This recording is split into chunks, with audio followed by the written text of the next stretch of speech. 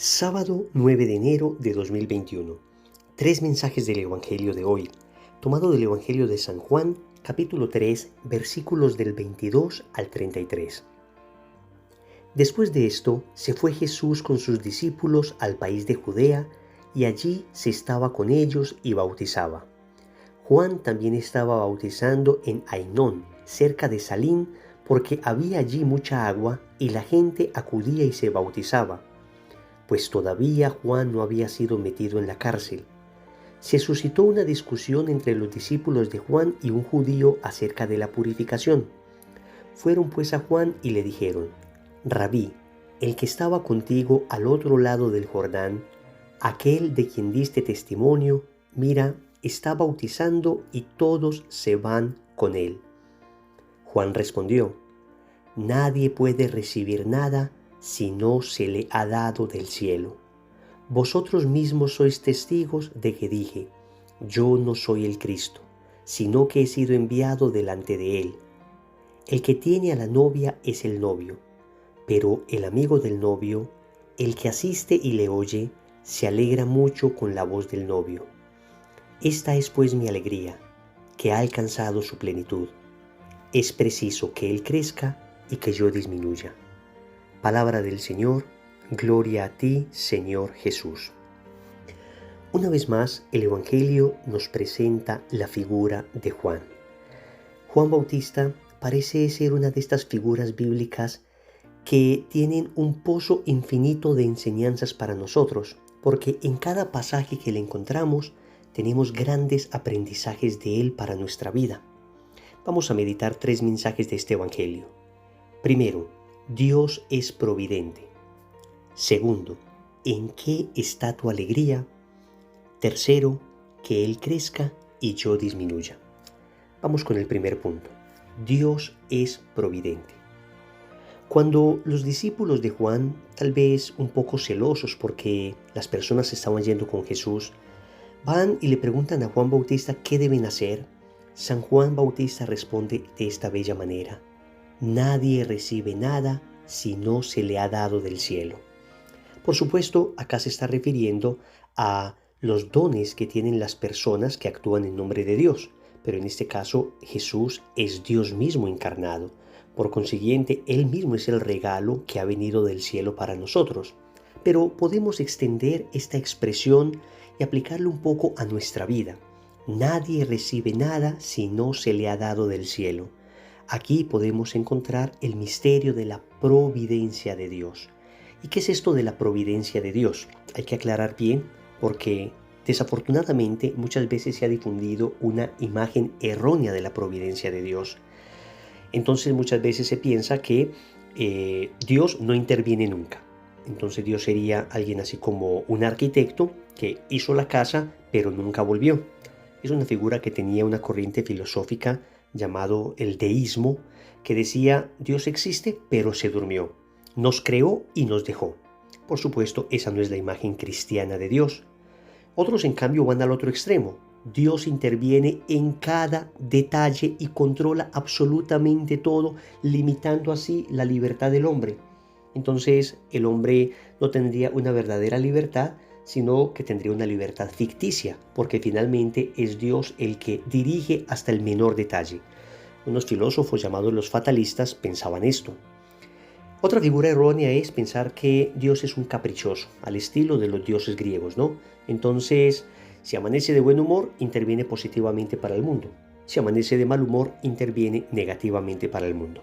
Borrémonos esas ideas equivocadas de la providencia divina y recordemos con San Juan Bautista esto: nadie recibe nada si no se le ha dado del cielo. Entonces, la figura más bella que nosotros tenemos para entender la providencia divina es la figura de un padre. Y Dios efectivamente es el Padre. Por consiguiente, cuando vemos un padre que cumple con su cometido, cumple lo que debe hacer, entendemos un poco el misterio de la providencia. Y digo un poco porque siempre hay cosas que permanecerán en el misterio. Pero cuando vemos un padre, vemos que el padre tiene de alguna manera el control del hogar. Pero en el hogar todos son libres.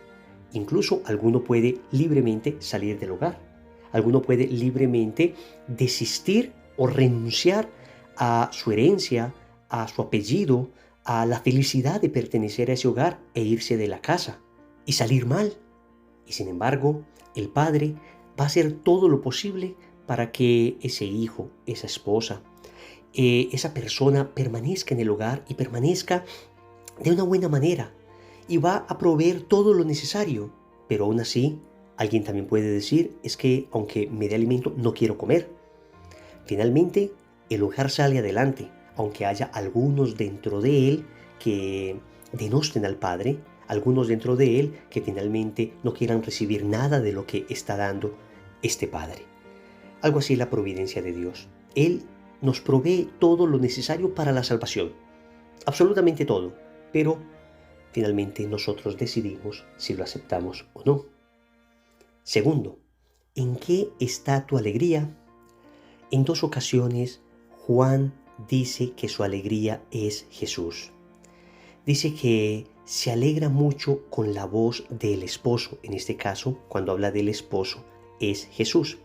En el Antiguo Testamento era frecuente ver a Dios con la figura de un esposo y a Israel con la figura de una esposa. Vemos, por ejemplo, pasajes como el Éxodo capítulo 34, versículo 16, el Deuteronomio capítulo 31, versículo 16, Isaías capítulo 54, versículo 5, entre otros, donde se ve a Dios como un esposo y a Israel como una esposa.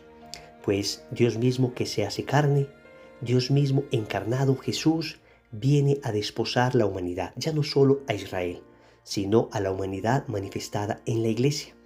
Pero dice Juan que se alegra escuchando la voz de Jesús y que su alegría ha alcanzado la plenitud. Qué bonito esto. Y nos podríamos preguntar, ¿nuestra alegría en qué está? ¿Tu alegría está en el bien o en el mal? ¿Te gozas en el bien de las demás personas o te gozas en el mal de las demás personas? Cuando a alguien le pasa algo malo, ¿te alegra? Esto es el sentimiento de la envidia. Es la alegría por el mal del prójimo. La alegría porque a otro le pasen cosas malas. Nuestra alegría no puede estar en el mal. Nuestra alegría tiene que estar en el bien. Que nos gocemos cuando a otro les va bien. Que nos gocemos cuando a las personas que nos rodean, incluso a nuestros enemigos, les va bien. ¿Tu alegría está en la gracia o en el pecado? ¿Tu alegría es cumplir la voluntad de Dios o ir contra la voluntad de Dios? ¿Tu alegría es vivir los mandamientos amorosos de un Padre que te lo da todo para que seas feliz?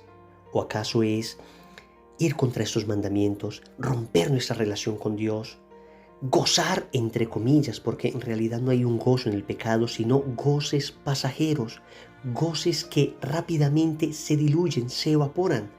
¿En qué está tu alegría? ¿Tu alegría está en Jesús o tu alegría está en el mundo? Claro que hay cosas naturales que nos generan alegría, gozo, pero aún esto, siempre y cuando sea bueno, viene de la mano de Dios. Pero tenemos que comprender que para que nuestra alegría sea una alegría estable, duradera, una alegría que nada nos pueda robar, ni siquiera los mayores problemas, nuestra alegría tiene que estar cimentada en Cristo, nuestra confianza puesta en Él. Si nuestra alegría está puesta en las cosas del mundo, por bonitas que sean, tenemos que entender que tarde o temprano estas alegrías se diluirán. Todo en esta vida es pasajero. El único que permanece es Dios. Tercero, que Él crezca y yo disminuya. Creo que aquí está la frase central del Evangelio de hoy, especialmente para aquellos que nos dedicamos de alguna manera al apostolado. Aquí hay una frase que debe convertirse en principio rector de nuestra evangelización: que Él crezca y que yo disminuya, que cada vez se vea más a Cristo y menos a mí, que cada vez Cristo sea más conocido y amado y menos conocido y amado yo. Esto es importante porque en el apostolado se corre fácilmente la tentación de quedarse con los elogios, con los aplausos, de quedarse con la recompensa en esta tierra, pero el apóstol verdadero tiene que buscar la recompensa eterna.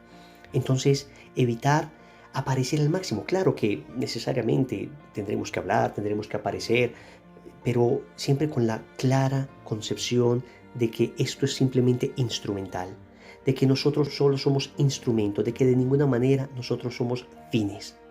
Pero también podemos extender esta frase en nuestra vida diaria, que Él crezca y que yo disminuya. Y la pregunta que nos podríamos hacer es, ¿cuánto de Dios reflejan mis acciones? ¿Cuánto de Dios refleja mi mirada, mi palabra, mi gesto, mi acción? En mis acciones cotidianas se ve el ser humano débil, herido por el pecado, o se ve el nuevo Adán resucitado por la acción de la gracia.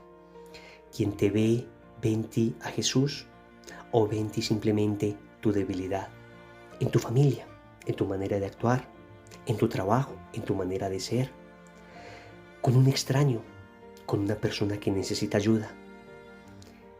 ¿Crece Jesús en ti o crece tu ego en ti?